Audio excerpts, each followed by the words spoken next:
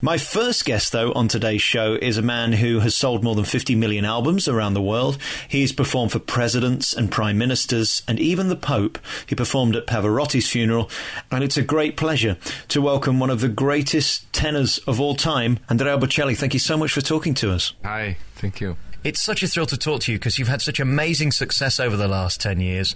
Is music the thing you love the most in life? Well, fortunately, I love many things in my life. And it's important to have many interesting interests. Otherwise, also the sing would be poor. I hope to touch the heart of the people. I'm not sure. But I do all my best because it's my goal. I sing for this.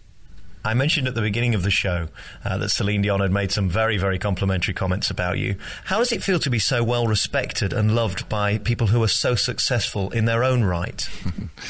Celine is very kind with me because she's a friend, and she likes a lot the sing. When we are together, we speak a lot of the sing, but that's not true. It's very exaggerated. Great answer to a very embarrassing question. Let's move on and talk about your childhood. Were you a musical child? Well, probably yes, because my passion was to sing and to play the instruments, and everywhere I had to sing, in the school, in the church, in the family, and probably, yeah. What about your mum and dad? Were they musical? No. My family, they did completely different things. My father and my mother sold agricultural machines. Do you ever ask yourself, why me? Why are you the one that's the most successful classical artist since 1997? Why you have sold 50 million albums and so many other people that try so hard to be successful have not had your success? I don't know. Success has not rules. Otherwise it would be easy to repeat again. But I am very honest in the things that I sing, and probably the people feel this approach with the music. Now, you're on your 10th album. This new one's called Amore. It features lots of different guests, including Christina Aguilera. It's got Kenny G and also Stevie Wonder. Are the CDs the most important thing to you, or is it performing live? Well, honestly, I divided always my classical career and pop career. And in life, I sang almost only classical music, because otherwise it could be a little bit dangerous for the voice. It was fascinating to me when I did the research for this interview who your musical inspirations were. They're quite varied, aren't they? Oh, many. In classical, my teacher, Franco Corelli, the best tenor in the world, I think. And in pop, many artists. Frank Sinatra, for example, and Barbara Streisand, and many others. So was there ever a point then where you considered going from classical to be pop and maybe the next Frank Sinatra? No, my passion, it has been always for very strong for operatic music. But if you were inspired by him and loved him so much, why didn't you want to be like him as a performer? No, I like a lot the Sinatra song, and when I performed in piano bar when I was younger, very often I sang Frank Sinatra songs, but my passion, it has been always for operatic music. All those years back when you were doing the piano bars and clubs, did people always tell you then that you got an extraordinary voice? Well, very often people ask me to sing. And then very often people told me, you have to record albums, you should have to do this or to do that. But it's true, my success is arrived very late. But there is an expression in Italy, we say, better late than never. And do you enjoy being famous? Well, I love to know that my voice speaks to the heart of the people. That's the most important thing. But of course, the success take away to you many things. For example, the privacy. You have to stay very often very far to your country, to your friends, to your family, so it's difficult. And presumably you miss them when you're away, do you? Yes, of course, a lot. The interesting thing about you is that you've sold 50 million albums, yet not everybody knows of Andrea Bocelli. Your success is almost quiet, isn't it? Certainly when you compare to someone like Madonna, who has huge fame but hasn't sold as many records as you in the last 10 years. Well, no, now I think that many people know me because I see when I walk on the road. But nobody can compete with Madonna's fame. A cousin of mine saw you last year and said it was one of the most moving experiences of her life. And she said what was most compelling for her was the fact that all the men in the audience were crying at certain parts in the show. How do you manage to get that kind of emotion into your show via the music and touch the hearts so passionately of those who come and see you? Well, also the men can cry. Also, if my father, when I was a child, told me always, a man doesn't has to cry, never. But instead of, it's not true. The man can cry, especially for emotions. I think it's my character. I'm very. I have the passion in my heart. In terms of your career, it really couldn't be going better right now. There's been a resurgence of classical music, almost crossing into pop. Il Divo, G4, Russell Watson have all had huge albums in the last year. Why do you think it's suddenly so popular to sing the classics again? I know today there is the people likes to do crossover, but I don't like this because classical and pop music are two different languages, and I absolutely want to respect both the language and not to mix the things. I totally understand what you're saying, but surely by making an album with Stevie Wonder, with Kenny G and Christina Aguilera, as is the case with the new Amore CD, you are crossing the boundary from the classics into pop. No, it's not crossover because with them I sing in pop music. There is nothing in the style or in my voice of the tenor. Yeah, because also in pop music there are many different styles, and Christina's style is different to my style, and we have also two different audience, and it's nice to sing together just for this. But the problem is, Andrea, you've sold 50 million albums, you've been number one in the classic charts since 1997. Where do you go from there? When you're at the top, it's hard to know what to do next, isn't it? My goal is to make a long holiday now. I'm tired because I work a lot and I fly a lot, and because I suffer in the plane because I'm worried. But it's okay. It's my job. You don't like flying? No, absolutely. I'm worried. And stop. I don't know. We are too high. That's right. It's just completely unnatural, isn't it, to be that high off the ground? I mean, you've flown in to do this interview today. It's one of two interviews that you're doing this year, full stop. Would you prefer just staying at home and not having to do interviews like this, and even not having to tour and just let the CDs and your live shows in Italy do the talking? Do I have to be very honest?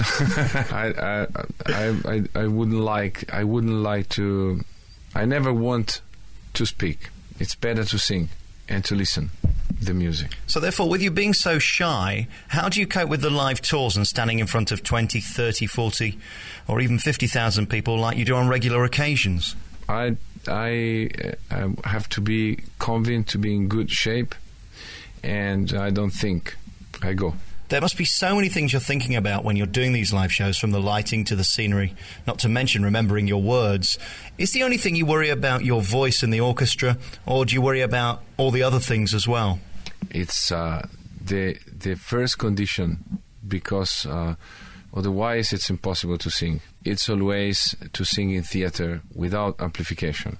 It's the best way to listen a voice. But when we want to listen music all together with many people, it's the only solution is the big arena, and the system of amplification has to be the best possible.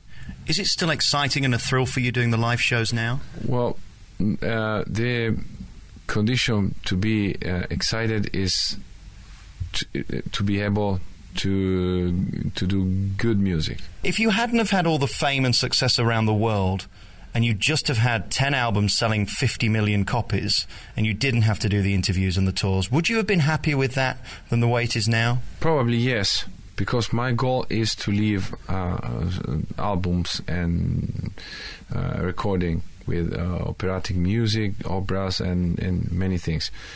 But it's very important also the contact with the audience, because if the audience don't know you, you can't to achieve their heart.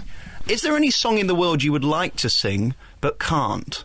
Well, there are many classical songs in English, in American, that I would like to do, but my English is not enough, and before to do this I have to improve my accent. Are you working on that every day? No, but I'm around the world every day and I speak often in English, of course, but I don't know. How much do you have to practice to keep that voice so pure and so natural? Every day at least 1-2 hours. It's like a gym, but I have a big passion, and for me it's enjoying. So it's still fun. What do you practice then? Do you practice the stuff you've done in the past on the CDs, or do you have fun with stuff that you would never do in public? Well, there are two parts of the exercises. The first one is the vocalization. It's the exercise only for the voice. The second part is to study new repertoire. Now, at the moment, I'm studying many things. Messa di Gloria of Puccini's for Florence in theater at the end of this month, and then in June I will be in Naples for Petite Messe Solennelle of Rossini, and next year in January Faust in French, and many other things. Which is the most popular song that you've recorded in the past? Nessun Dorma, I think, has to be the most famous classical song probably ever because of Pavarotti. Yeah, probably yes. It's the most famous thing that I recorded, and there is Nessun Dorma in an album called Viaggio Italiano.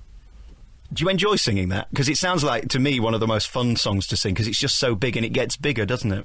It's always a big challenge, because it's everyone wait for you at the end of the piece. Are you going to get that note? Yeah. Do you know you're always going to get it, or is there a certain tension that you might not? If I'm in good shape, less. But if I'm not in good shape, it's terrible.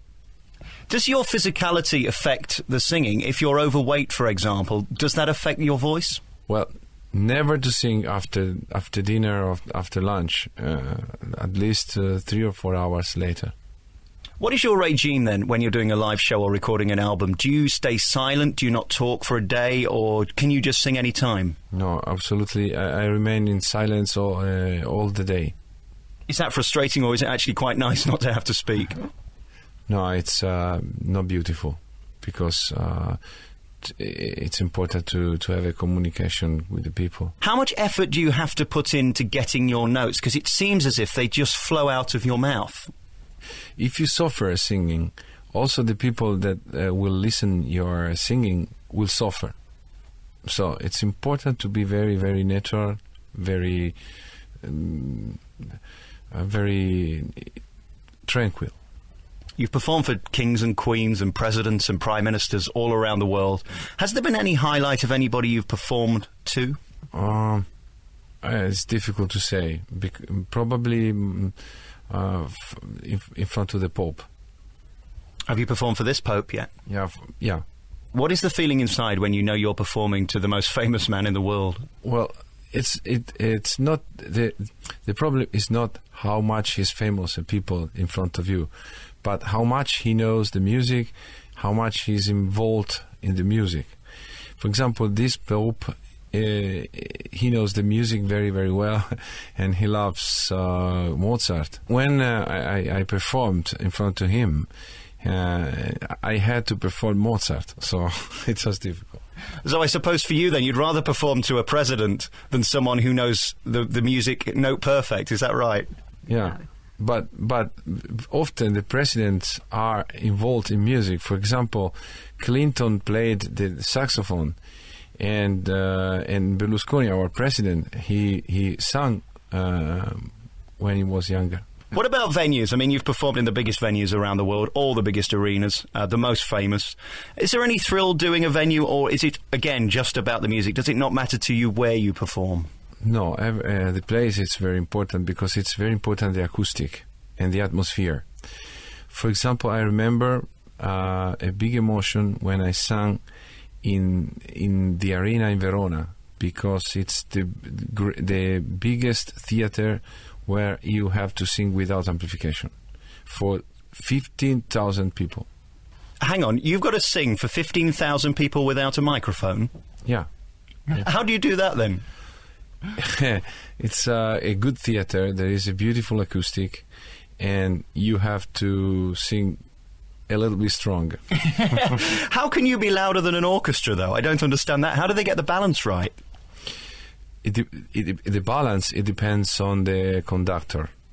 The orchestra stays in front of you in the beat, and you have to try to sing as strong as possible. I think this is probably the silliest question I'm going to ask, but I'm going to ask it anyway. Do you have a rider? Do you have any requests before you go on stage? Do you want a Lima or oranges, or do you need M&Ms, or do you have any specific requests? No, only water. Only water. Oh, thank you. I'm just giving you some water. Yeah. My dressing room, it's very, very easy. Only water. Do you have any aspirations now? Is there anything you'd like to do that you haven't done so far? It's difficult to say. I dream to sing still many titles until I will have a good voice. And another dream is to find the time for a long holiday. Right, let's just go back on one thing there you said. Until I have a good voice. Do you not think you've got a good voice now? No. No, it's impossible to know this. But I have to believe that my voice can create some good emotions in the heart of the people. Before you go, I know you've got 2 children. Are they remotely musical? Could we have Andrea Jr. being the next classical star? I don't know, it's difficult. They love music, but they listen very different kind of music by my music. And if you ask to them who is the best singer, they will answer my daddy. But when I sing at home, they tell me always, "Daddy, stop, please." So they've heard it all before, but nevertheless, they're still proud. Yeah.